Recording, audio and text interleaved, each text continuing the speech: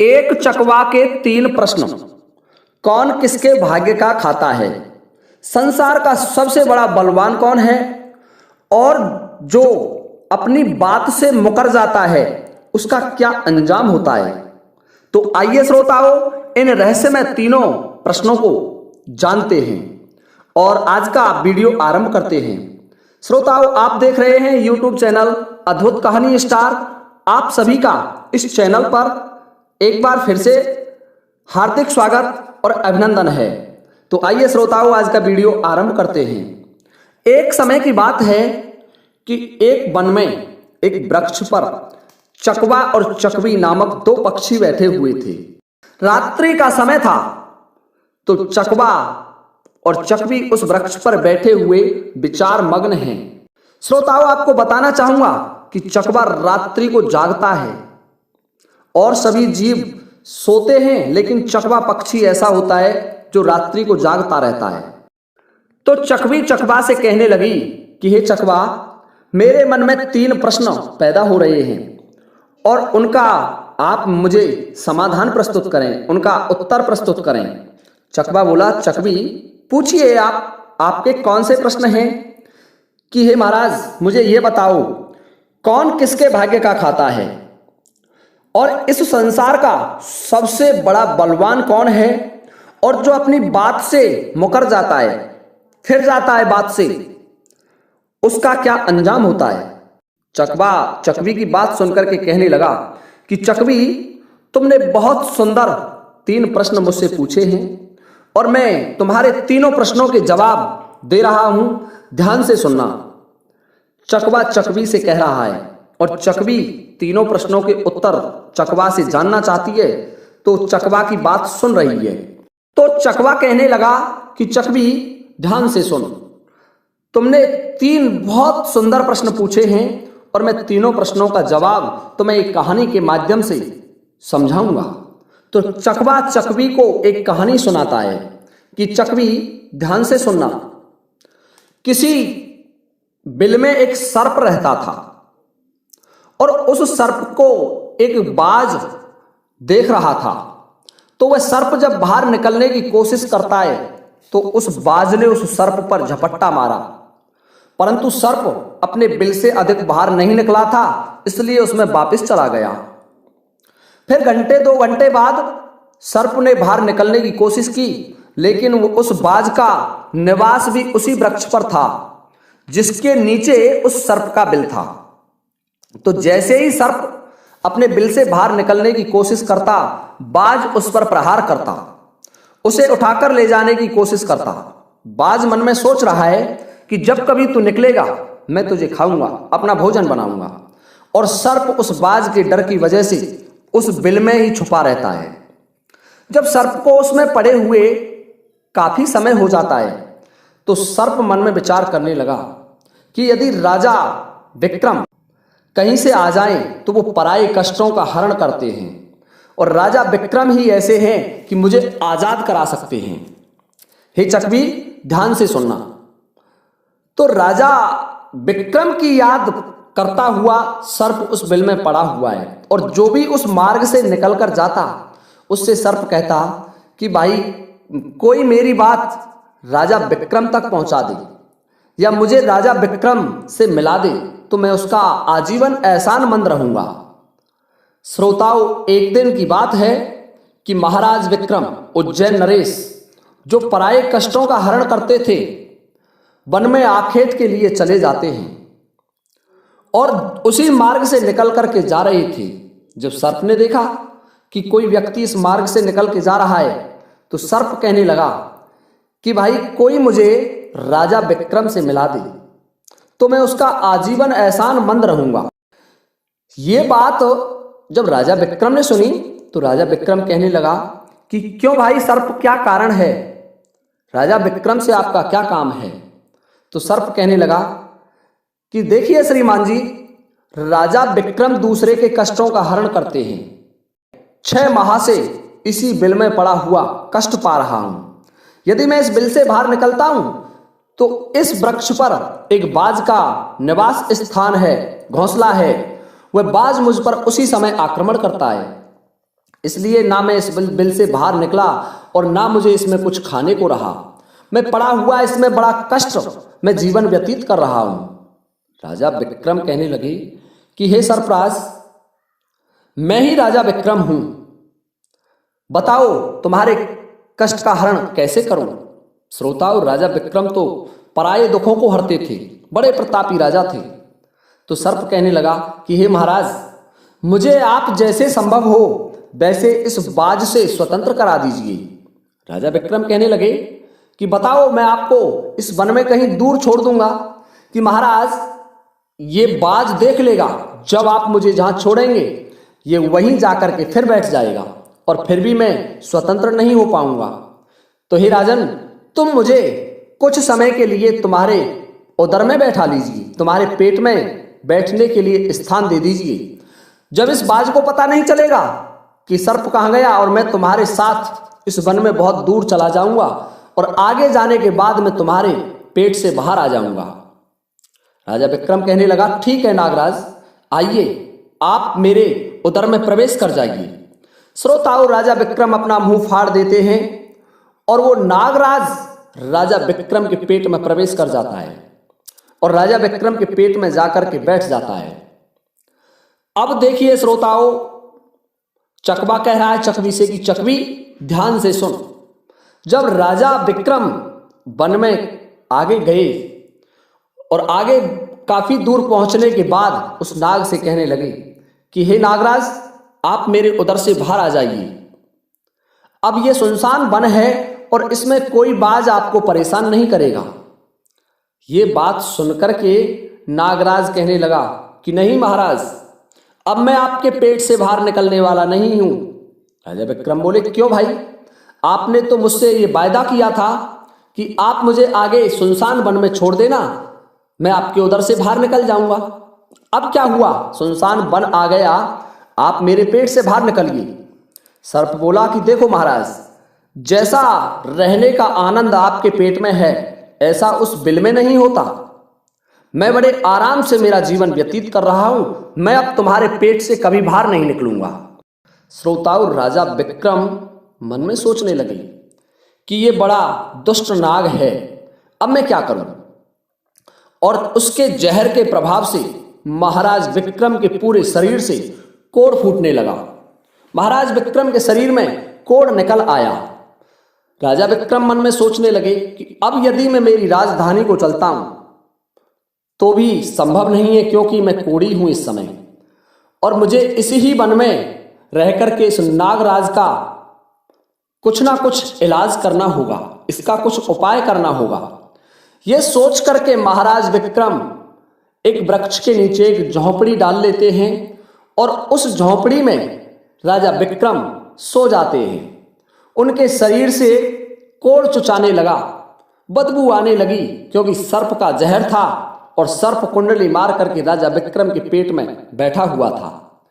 श्रोताओं, राजा विक्रम उस वन में पड़े हुए हैं कोढ़ी की हालत में। अब इधर देखिए, उन्हीं के समय एक प्रसिद्ध जनपद था श्रावस्ती और उस श्रावस्ती नगरी के महाराज थे तम्रध्वज। महाराजा तम्रध्वज के 3 पुत्री थी और राजा तम्रध्वज बड़ा अहंकारी, बड़ा अहमी और अभिमानी राजा था। तो वो अपनी तीनों पुत्रियों से पूछा करता था कि बताओ पुत्रियों, कौन तुम किसके भाग का खाती हैं। तो 2 पुत्री तो राजा की डर की वजह से कह देती कि पिताजी हम तो आपके भाग्य का ही खाते हैं, परंतु हे चकवी, चकवा कह रहा है कि हे चकवी, उनमें से राजा की एक चित्ररेखा नामक पुत्री थी। वो चित्ररेखा अपने पिता तम्रध्वज से कहती कि नहीं पिताजी, मैं किसी के भाग्य का नहीं खाती, मैं तो केवल अपने भाग्य का खाती हूं। श्रोताओं, उस पुत्री की बात उस राजा को बड़ी बुरी लगी। राजा ने उसी समय नाई और ब्राह्मण को बुलाया और नाई और ब्राह्मण से राजा कहने लगे तम्रध्वज कि हे नाई ब्राह्मणों, मेरी इन 2 पुत्रियों का विवाह तो आप किसी राजा के यहां करके आइए, और जो ये बड़ी वाली पुत्री है इसका विवाह किसी कोढ़ी, कलंकी या जिसके हाथ पैर नहीं हो उसके साथ करके आना है। तो हे चकवी, राजा के आदेशानुसार नाई और ब्राह्मण चल देते हैं। उन्होंने राजा की जो 2 पुत्री थी उनके विवाह तो राजवंशों में कर दिए, परंतु तीसरी पुत्री के लिए खोजते खोजते वो कोई किसी कोड़ी या किसी गरीब वृद्ध या जिसके हाथ पैर नहीं हो उसकी तलाश में थे। तो उस वन से निकल करके जा रहे थे जिस वन में राजा विक्रम अपनी झोपड़ी में कोड़ी के भेष में पड़े हुए थे। उनके शरीर से कोढ़ बह रहा था। तो राजा विक्रम को देख करके नाई और ब्राह्मण कहने लगे कि इससे अच्छा उपयुक्त व्यक्ति हमें नहीं मिलेगा, इसी के लिए राजा की लड़की का संबंध कर चलते हैं। श्रोताओं, राजा विक्रम के साथ नाई और ब्राह्मण ने राजा तम्रध्वज की लड़की चित्ररेखा का विवाह तय कर दिया और राजा ने भी आनंद फानंद में बहुत जल्दी ही चित्ररेखा को उसी वन में ले जा करके वहीं उस कोड़ी राजा विक्रम के साथ उसका विवाह संपन्न करा दिया। हे चकवी, चकवा कह रहा है, देखिए राजा विक्रम जैसे महापराक्रमी समय की चपेट के अंदर आ गए और वो एक कोड़ी का जीवन व्यतीत कर रहे थे। वह लड़की बड़ी पतिव्रता थी, वह अपने पति की सेवा किया करती थी, राजा विक्रम की प्रतिदिन सेवा करती। और जो 2 पुत्रियां थी वो तो बड़े बड़े अच्छे राजाओं के घर में गई थी, तो वो तो आराम की जिंदगी जी रही थी, लेकिन चित्ररेखा विक्रमादित्य के साथ दुखी जीवन काट रही थी। हे श्रोताओं, चकवा कहने लगा कि चकवी ध्यान से सुन, जो अपने नियम सिद्धांतों पर रहता है और जो धर्म का पालन करता है, ईश्वर उसे हमेशा सुखी रखना ही पसंद करता है। ईश्वर हमेशा उसे आनंद प्रदान करता है, उसे सुख प्रदान करता है। इसलिए हे चकवी, जब उस झोपड़ी पर रहते रहते चित्ररेखा को राजा विक्रम के साथ बहुत दिन व्यतीत हो जाते हैं, तो उस झोपड़ी में के पास एक वृक्ष था पीपल का, और उस वृक्ष के नीचे एक दूसरे सर्प का बिल था। तो एक दिन राजा विक्रम सो रहे थे, रात्रि का समय था और चित्ररेखा महाराज विक्रम की सेवा कर रही थी, पंखा ढाल रही थी, उनको हवा कर रही थी।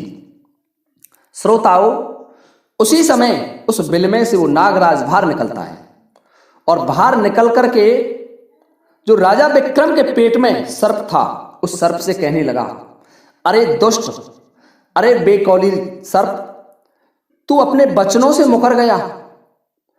तैने कहा था इस महाराज विक्रम से कि मैं वन में जाकर के तुम्हारे उधर से बाहर निकल जाऊंगा, और तुम ऐसे पराक्रमी और परोपकारी राजा के पेट में जाकर के बैठ गए। तुम्हारे जहर की वजह से राजा के पूरे शरीर से कोढ़ निकल आया। तुम्हें शर्म नहीं आई? तुमने कितना गलत कार्य किया है, क्योंकि इतने समय में महाराज विक्रम न जाने कितने जीवों का कष्ट हरण करते। तो वो नागराज कह रहा है, यदि कोई सुन रहा हो तो दुष्ट सर्प, मैं तेरे मरने का उपाय बताता हूं। यदि कोई गंगाजल ला करके इस राजा को पिला दे तो तेरे उसी समय 100 टुकड़े हो जाएंगे और तू मल के रास्ते बाहर निकल जाएगा।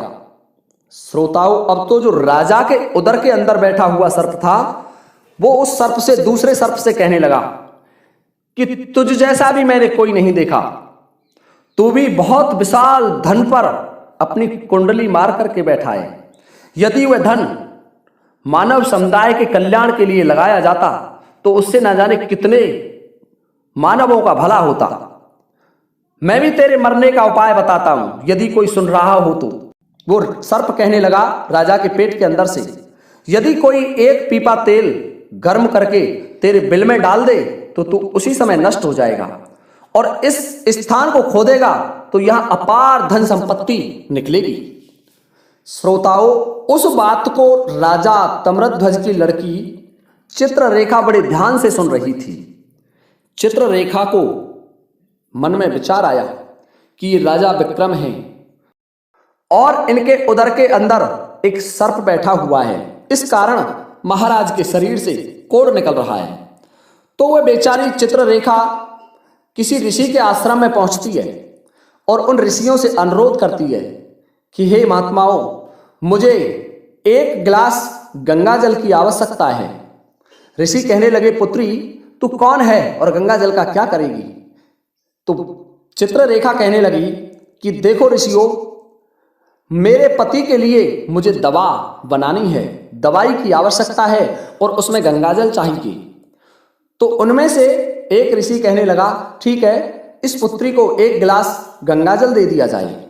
तो श्रोताओं, उन ऋषियों ने उस राजकुमारी चित्ररेखा को एक गिलास में गंगा जल दे दिया। अब चित्ररेखा गंगा जल को लेकर के चलती है और आ जाती है महाराज विक्रम के पास। महाराज विक्रम से कहने लगी कि महाराज, ये दवाई है, आपके कोढ़ को सही करने के लिए आप इसको ग्रहण करें। श्रोताओं, राजा विक्रम उस गंगा जल को पी गए और जैसे ही राजा विक्रम ने उस गंगा जल का पान किया तो उस सर्प के उसी समय 100 टुकड़े हो गए। सर्प नष्ट हो गया और धीरे धीरे राजा के शरीर से मल के रास्ते से बाहर निकल गया। अब तो राजा का शरीर कांतिमान होने लगा, उनका कोढ़ सही होने लगा और कुछ ही दिनों में राजा का कोढ़ बिल्कुल सही हो गया। राजा का पूरा उपचार हो गया, राजा पूर्ववत हो गए।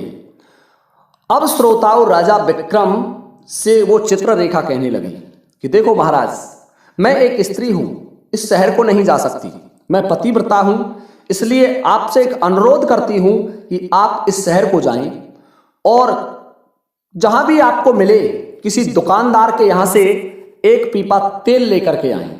राजा विक्रम कहने लगे कि हे चित्रा, तुम उस तेल का क्या करोगी? कि नहीं महाराज, आप लेकर के तो आए। श्रोताओं, चित्रा की बात सुनकर के राजा विक्रम उस बाजार को जाते हैं और वहां से एक पीपा तेल लेकर के आते हैं। चित्रा वहां अग्नि प्रज्वलित करती है और उस अग्नि पर उस तेल को गर्म करती है और गर्म करके जो सर्प उस बिल में रहता था उसके बिल में उड़ेल देती है और जैसे ही बिल में वो गर्म तेल डाला गया तो सर्प की मृत्यु हो गई। श्रोताओं, राजा विक्रम से चित्रा कहने लगी कि महाराज इस स्थान को खोदिए। राजा विक्रम कहने लगा, क्यों चित्रा? कि नहीं महाराज, आप खोदिए। तो जब राजा विक्रम ने वह स्थान की खुदाई की तो वहां से अपार धन संपत्ति निकली। चित्रा कहने लगी राजा विक्रम से कि महाराज देखिए, मैं जानती हूं कि आज आप उज्जैन नरेश राजा विक्रम हैं, परंतु मेरे पिता ने मेरा अपमान किया है, मुझे एक कोड़ी के लिए दिया था, परंतु मैं मेरे भाग्य का खाती हूं, इसलिए इसी स्थान पर मेरे पिता का जो महल है उससे अच्छा महल बनना चाहिए। राजा विक्रम कहने लगे कि रानी, तुम कैसी बात करती हो, हम उज्जैन नरेश हैं, यहां महल क्यों बनवाएं, आप उज्जैन को चलिए। परंतु श्रोताओं, राजा विक्रम के कहने के बाद भी चित्रा उसी वन में बहुत भव्य एक शानदार महल का निर्माण कराती हैं। अब देखिए श्रोताओं, चकवा कह रहा है चकवी से कि हे चकवी, इस संसार में सबसे बलवान समय होता है और कोई बलवान नहीं है। जिसका समय अच्छा होता है वो आगे बढ़ता रहता है और जिसका समय खराब हो जाता है, जिसका समय विपरीत होता है, वो पतन की ओर अग्रसित हो जाता है। तो चकवा चकवी से बोला कि चकवी ध्यान से सुन, राजा तमरध्वज पर जो चित्ररेखा का पिता था, एक दूसरा नरेश आक्रमण कर देता है और उस आक्रमण में राजा तमरध्वज पराजित हो जाते हैं, हार जाते हैं और राजा अपने परिवार सहित प्राण बचाने के लिए वन को निकल जाता है। जब वन में राजा भूखा प्यासा भटक रहा था, फटे हुए वस्त्र, बेहाल और भूख से पीड़ित और प्यास से राजा का गला सूखा जा रहा था, तो राजा घूमते घूमते उस चित्ररेखा और राजा विक्रम के महल के पास से गुजरता है, उसी के पास से निकलता है। तो चित्रा अपने पिता को पहचान जाती है। चित्रा ने एक सेवक भेजा और सेवक भेज करके महाराज तम्रध्वज, जो कि एक फटे हुए हाल में थे, उनके पास वस्त्र नहीं थे, उसको बुलवाया। तम्रध्वज ने सोचा कि ये न जाने कौन है और मुझे क्यों बुला रही है। जब राजा ताम्रध्वज उस लड़की के पास पहुंचे तो लड़की को पहचान लिया। चित्ररेखा ताम्रध्वज से कहने लगी कि देखो पिताजी, मैं वही चित्ररेखा हूं और मैं आपसे ये कहती थी कि मैं मेरे भाग्य का खाती हूं। तो देखिए, मैं मेरे ही भाग्य का खाती हूं, आपके भाग्य का नहीं खाती। आपने मुझे एक कोड़ी को दिया था, परंतु मेरे भाग्य में तो एक सम्राट लिखा था। देखिए, मैं राजा विक्रम उज्जैन नरेश की पत्नी हूं। श्रोताओं, राजा ताम्रध्वज मन में विचार करता है और अपनी उस लड़की से अपने उस जघन्य कृत्य के लिए क्षमा मांगता है। तो चकवा कहने लगा कि चकवी, इस संसार में सबसे बड़ा बलवान समय है और हर कोई व्यक्ति किसी दूसरे के भाग्य का नहीं खाता। कोई ये सोचता है कि ये मेरा खा रहा है, नहीं, कोई किसी का नहीं खाता। जो कोई खाता है वो अपने भाग्य का ही खाता है। हर दाने दाने पर खाने वाले का नाम होता है। आप ये ना सोचें कि हम किसी को खिला रहे हैं। आप किसी को खिलाने वाले कौन होते हैं? इस संसार को खिलाने वाला तो एक ही है। श्रोताओं, और जो चकवा कह रहा है कि हे चकवी, जो अपनी बात को कहकर मुकर जाता है उसका अंत वही होता है जो राजा विक्रम के पेट में बैठे हुए सर्प का हुआ था। अंततः वह विनाश को प्राप्त होता है। हमेशा सत्य की ही जीत होती है और अधर्मी, अत्याचारी और अन्याय का अंत होता है। हे चकवी, इस तरीके से राजा विक्रम और उसकी पत्नी चित्रा ने राजा ताम्रध्वज का बड़ा स्वागत किया और राजा विक्रम महाराज ताम्रध्वज को अपने साथ उज्जैन ले आए और बाद में महाराज विक्रम ने अपनी सेना राजा ताम्रध्वज के साथ भेजी और जिस राजा ने ताम्रध्वज को पराजित किया था उसे श्रावस्ती से निकलवाया, अर्थात उस राजा को परास्त किया और महाराज ताम्रध्वज का राज्य वापस प्राप्त किया। तो देखिए श्रोताओं, ये होता है भाग्य का खेल। जिसकी किस्मत अच्छी है, जिसके कर्म अच्छे हैं, उसे ईश्वर कहीं ना कहीं से देता है। हम तुम तो अपने परिवार का ही पालन करने में हिचकिचाते हैं, लेकिन इस संसार का पालन करने वाले को देखिए, वो पूरे संसार का, हर जीव जंतु का ध्यान रखता है।